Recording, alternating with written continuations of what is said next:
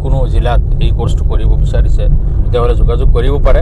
এই শ্লোগান এটাই যাতে প্ৰতিজন সাধাৰণ মুছলিমে কোৰাণ পঢ়া শিকিব পাৰে। কেৱল খতম তাৰপিছত জৰা ফুকা আদিৰ কাৰণেই অৱতীৰ্ণ হোৱা নাই। মাত্ৰ 80 দিনৰ কোৰ্চ এইটো। 3 নম্বৰ গ্ৰুপটো হ'ল আপোনাৰ 19 বছৰৰ পৰা 25 আৰু 4 নম্বৰ গ্ৰুপটো হ'ল 25+। আসসালামু আলাইকুম ৰহমতুল্লাহি বাৰাকাতুহ। যোৰহাটলৈ আহিছিলোঁ ইছৰাৰ এখন বিশেষ বৈঠকত মিলিত হ'বৰ কাৰণে। আমাৰ লগত যোৰহাটৰ বিশেষ গণ্যমান্য ব্যক্তিসকল সভাত মিলিত হৈছিলে। প্ৰায় 2 ঘণ্টা জুৰি যি সভা আমি কৰিলোঁ, সেই সভাত ইছৰাৰ অধ্যক্ষ, সম্পাদক 2 গৰাকী আৰু বহুতগৰাকী আমাৰ স্থায়ী বুদ্ধিজীৱী তেওঁলোকৰ লগত মিলিত হৈ ইছৰাৰ কাম কাজখিনি তেওঁলোকক দেখুওৱা হ'ল। তেওঁলোক আমাৰ ইছৰাৰ কাম কাজৰ প্ৰতি আসক্ত হৈ পেলাই তেওঁলোকে আমাক তাত অভিৱৰ্তনখন কৰাৰ আশ্বাস দিছে। এই সন্দৰ্ভত আমাৰ সন্মুখত ইছৰাৰ অধ্যক্ষ মহোদয় আৰু ইছৰাৰ সম্পাদক মহোদয় 2 গৰাকী আছে। ইনশাআল্লাহ ইছৰাৰ ভৱিষ্যতৰ পৰিকল্পনা আৰু এই আমাৰ অভিৱৰ্তনৰ বিষয়ত আমি নুৰুল আমিন কাছিমি ছাৰৰ পৰা আপোনালোকৰ ওচৰত কিছু কথা অৱগত কৰিবৰ কাৰণে চেষ্টা কৰিম। তাৰপাছত আমাৰ মুৰ্তজা ইউছুফ সাহেবেও আপোনালোকৰ ওচৰত কিছু মন্তব্য দাঙি ধৰিব। যোৰহাটবাসীয়ে আমাক কি ক'লে আৰু তাৰ লগত আপোনালোকৰ ধৰি লওক যিখিনি এক্সাইটমেণ্ট কেনেকুৱা ফিল কৰিছে, কেনেকুৱা অনুভৱ আপোনাৰ? আলহামদুলিল্লাহ নাহমাদুহু ওয়া নুসাল্লি আলা ৰাসূলিল কাৰীম আম্মা বাদ। আমাৰ এই অনুষ্ঠানটো Islamic studies and research academy ISRA, এইটো আচলতে এনেকুৱা কিছু কাম কাজ কৰাৰ উদ্দেশ্যৰে আমি আগবাঢ়িছোঁ যে আমাৰ কৌমৰ সেৱা কৰাৰ কাৰণে আমাৰ জনগোষ্ঠীটোৰ, মুছলিম জনগোষ্ঠী তথা ইছলামৰ যিবোৰ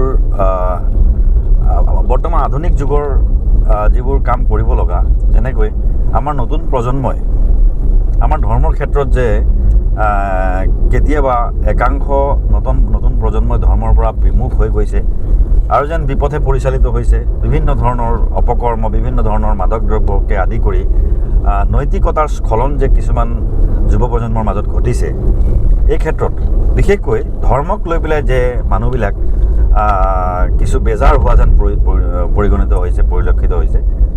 এই ক্ষেত্ৰত আমি কিছু আমাৰ নতুন যুৱচাম ওলামাই কেৰামৰ কিছু কৰণীয় আছে বুলি আমি ভাবোঁ। গতিকে এই ক্ষেত্ৰত আমি কিছু আধুনিক টেকন'লজিৰে আৰু আধুনিক চিন্তা চৰ্চাৰে আমি কিছু কাম কৰাৰ বাবে এই অনুষ্ঠানটোৱে কাম কাজ কৰি আছে।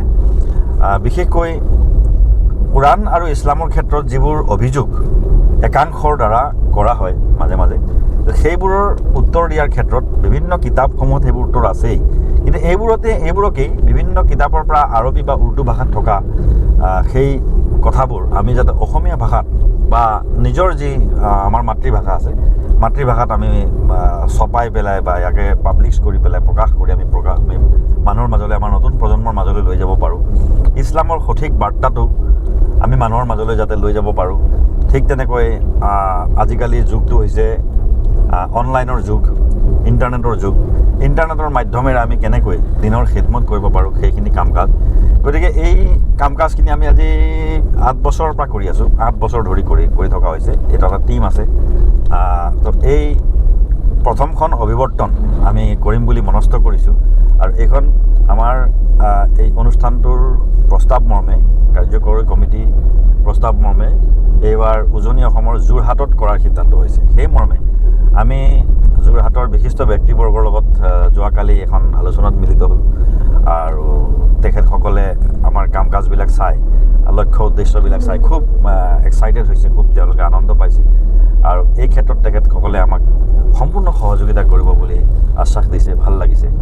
গতিকে ইনশাআল্লাহ অহা কুৰবানী, ৰোজা ঈদৰ পিছত আৰু কুৰবানী ঈদৰ আগে আগে আমাৰ অভিৱৰ্তনখন আমি অনুষ্ঠিত কৰিম বুলি আমি মনস্থ কৰিছোঁ। আল্লাহ তাআলাৰ তৰফৰ পৰা আমি এই ক্ষেত্ৰত সহায় সহযোগিতা কামনা কৰিছোঁ। লগতে ৰাইজৰ পৰা, সাধাৰণ ৰাইজৰ পৰা, বিশেষকৈ উজনি অসমৰ ৰাইজৰ পৰা আমি এই ক্ষেত্ৰত বিভিন্ন ধৰণৰ সহযোগিতা, কায়িক, মানসিক, আপোনাৰ আৰ্থিক বা যিকোনো ক্ষেত্ৰত যেনেকৈ যোনে পাৰে সহায় সহযোগিতা যাতে আমাক কৰে।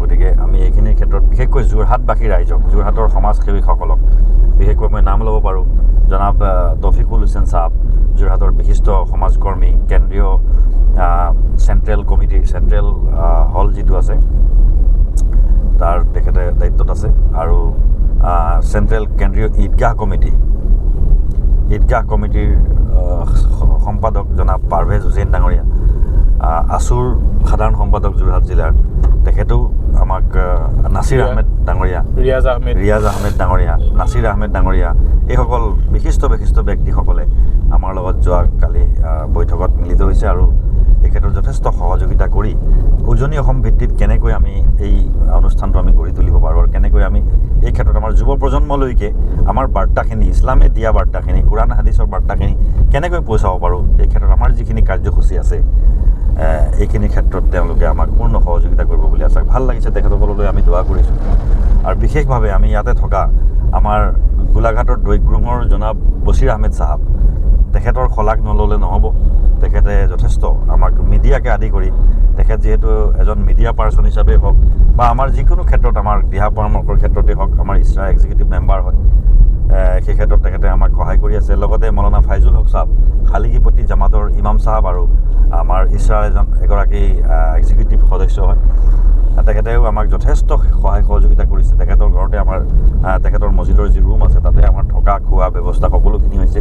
আলহামদুলিল্লাহ, আশা কৰিব পাৰি যে আমি যি উদ্দেশ্য লৈ পেলাই, নেক নিয়ত লৈ পেলাই আমি ওলাইছোঁ, এই নিয়তত, এই কাম কাজত যাতে আল্লাহ তাআলাই আমাক সহায় সহযোগিতা কৰে আৰু আমি ভাবোঁ, আমি আশা কৰোঁ যাতে আমি সফল হ'ব পাৰিম। ইছৰাৰ আমাৰ সম্পাদক মুফতি মুৰ্তজা ইউছুফ কাছিমি চাহাব, দুটামান কথা জানিব বিচাৰোঁ সংক্ষেপত। ইছৰাৰ পদক্ষেপ বহুতখিনি আছে। আমাৰ অসমত ইছৰাৰ পদক্ষেপৰ বিষয়ে নতুনকৈ কোৱাৰ যদিও প্ৰয়োজন নাই, মই বিশেষকৈ অসমত আমাৰ চলি থকা দুটামান অভাৱৰ বিষয়ে জানিব বিচাৰিছোঁ যে এই সংক্ৰান্তত ইছৰাই কেনেধৰণৰ পদক্ষেপ লৈছে। বিশেষকৈ যি এডাল্ট আমাৰ প্ৰাপ্তবয়স্ক যিসকল আছে তেওঁলোকৰ মাজত দিনৰ শিক্ষা সময় সাপেক্ষে তেওঁলোকে শিক্ষা হয়তো ল'ব নোৱাৰিলে আৰু আজি তেওঁলোক শিক্ষাৰ পৰা বঞ্চিত। কিন্তু তেওঁলোকে বহুত লাজে শংকাই এই শিক্ষাখিনি ল'বৰ কাৰণে হয়তো মছজিদৰ ইমাম চাহাবৰ ওচৰতে হওক বা আন কাৰোবাৰ ওচৰতে হওক চপাৰ সময়ো নাই বা তেওঁলোকে অকণমান শংকা অনুভৱ কৰে। গতিকে ইছৰাৰ পদক্ষেপ এই ক্ষেত্ৰত আমাৰ ইছৰাৰ দুই ধৰণৰ অভিয়াছলি বিভিন্ন ধৰণৰ কৰ্মৰাজি আছে, অফলাইন আৰু অনলাইন। তো অফলাইনত আমাৰ এটা কোৰ্চ যিটো হ'ল আপোনাৰ দিনিয়াত ফাউণ্ডেশ্যন কোৰ্চ। দিনিয়াত ফাউণ্ডেশ্যন কোৰ্চৰ ডাঙৰসকলৰ কাৰণে আমাৰ 4টা গ্ৰুপৰ কাৰণে এই সুবিধা প্ৰদান কৰিছে এই কোৰ্ছে, অৰ্থাৎ প্ৰাথমিক ইছলামী ষ্টাডি অধ্যয়ন আৰু আপোনাৰ কোৰাণ শিক্ষা। মাত্ৰ 80 দিনৰ কোৰ্চ এইটো। আপোনাৰ সৰু শিশুৰ কাৰণেও আছে 7 বছৰৰ পৰা 12-13 বছৰলৈকে, আৰু দ্বিতীয় গ্ৰুপটো হ'ল আপোনাৰ 13 বছৰৰ পৰা 18 বছৰলৈকে, 19 বছৰলৈকে, আৰু তাৰ 3 নম্বৰ গ্ৰুপটো হ'ল আপোনাৰ 19 বছৰৰ পৰা 25, আৰু 4 নম্বৰ গ্ৰুপটো হ'ল 25+।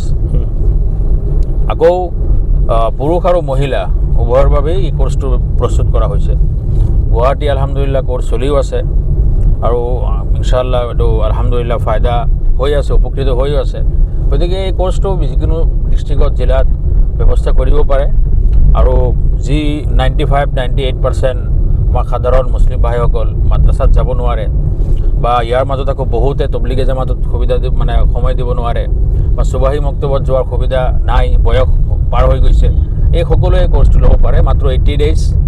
আৰু মনত ৰাখিব যে সমাজ গঠনৰ মূল ভিত্তি হ'ল দীনী শিক্ষা। দীনী শিক্ষাৰ লগতে জেনেৰেল শিক্ষাও যদি থাকে তেতিয়াহ'লে সেই মানুহজনে সমাজ গঠনত এটা উল্লেখযোগ্য ভূমিকা পালন কৰিব পাৰিব। দীনী শিক্ষা নাথাকিলে খোকলা। গতিকে দীনী শিক্ষাৰ এইটো এটা সুযোগ হয়। আমি ভাল প্ৰশিক্ষণপ্ৰাপ্ত শিক্ষকৰ দ্বাৰা আমি এই কোৰ্চৰ ব্যৱস্থা আমি কৰিছোঁ আৰু অসমীয়া ভাষাতে কৰিছোঁ। গতিকে মই আশা কৰোঁ যে যদি কোনো জিলাত এই কোৰ্চটো কৰিব বিচাৰিছে তেতিয়াহ'লে যোগাযোগ কৰিব পাৰে আৰু ব্যৱস্থাও কৰিব পাৰে। ইনশাআল্লাহ আমি সহযোগ কৰিম, আমি লগত থাকিম ইনশাআল্লাহ। মুঠতে এটাই শ্লোগান, এটাই যাতে প্ৰতিজন মুছলিম সাধাৰণ মুছলিমে কোৰাণ পঢ়া শিকিব পাৰে। কোৰাণখন কেৱল অৱতীৰ্ণ হোৱা নাই, কেৱল খতম তাৰপিছত জৰা ফুকা আদিৰ কাৰণেই অৱতীৰ্ণ হোৱা নাই। আল্লাহ তাআলা পৃথিৱীত কোৰাণখন এনেই পঠোৱা নাই। কোৰাণখন আপোনাৰ সকলো জাতিৰ কাৰণে আপোনাৰ এটা হৃদায়ত আৰু পথ প্ৰদৰ্শন স্বৰূপে কিতাপখন প্ৰেৰণ কৰা হৈছে। গতিকে প্ৰথমে আমি কোৰাণখন পঢ়া শিকিব লাগিব আৰু তাৰপিছত কোৰাণখন বুজিব লাগিব, বুজাৰ চেষ্টা কৰিব লাগিব আৰু শেষত গৈ এই কোৰাণ মতে আমি আমল কৰাৰ আৰু আমাৰ জীৱন পৰিচালনা কৰাৰ চেষ্টা কৰিব লাগিব। এইখিনিয়ে কোৰ্চৰ বিষয়ে মহিলাসকলৰ কাৰণে আপোনালোকৰ মহিলাসকলৰ কাৰণেও আছে মহিলাসকলৰ কাৰণে বাকী 3টা গ্ৰুপত অৰ্থাৎ মানে চিলড্ৰেন গ্ৰুপটো বাদ দি বাকী 3টা গ্ৰুপৰ মহিলা আৰু পুৰুষৰ ছেপাৰেট মানে সুকীয়াকৈ ব্যৱস্থা কৰা আছে আছে এইটো আৰু ধৰি লওক আমি আজি 6 মাহৰ আগত দেখিছিলোঁ গুৱাহাটীত আপোনালোকে অপেনিং কৰিলে আৰু গুৱাহাটীত সম্ভৱ চলিও আছে এইটো অসমৰ বিভিন্ন জিলাক আপোনালোকে এতিয়া লোৱাৰ চিন্তা কৰিছে হয় বিভিন্ন জিলাৰ পৰা যোগাযোগ হৈ আছে কিন্তু যেহেতু আমাৰ প্ৰশিক্ষণৰ প্ৰয়োজন আছে টিচাৰসকলৰ তো আমি সেই কণ্ডিশ্যন এটা মানে কোচিঙৰ এটা মোটামুটি এটা নিয়ম আমি বিভিন্ন এটা ধুনীয়া এটা কি কয় আপোনাৰ ডেকৰেশ্যন ক্লাছ এইবিলাক নিয়ম ৰক্ষা কৰি আমি ক্লাছটো মেইনটেইন মানে কোৰ্চটো প্ৰস্তুত কৰিছোঁ গতিকে সেইমতে এতিয়ালৈকে কোনো ডিষ্ট্ৰিক্টত অপেনিং হোৱা নাই ইতিমধ্যে আলহামদুলিল্লাহ গোলাঘাটৰ পৰা ভাল এটা মানে আলোচনা হৈছে হয়তো সোনকালেই গোলাঘাট আৰু যোৰহাট জিলাত মানে আৰম্ভ হ'ব পাৰে এইটো ঠিক আছে বহুত বহুত ধন্যবাদ থাকিল মুৰ্তজা ইউছুফ আৰু ৰুল আমিন কাছিমি চাহাবলৈ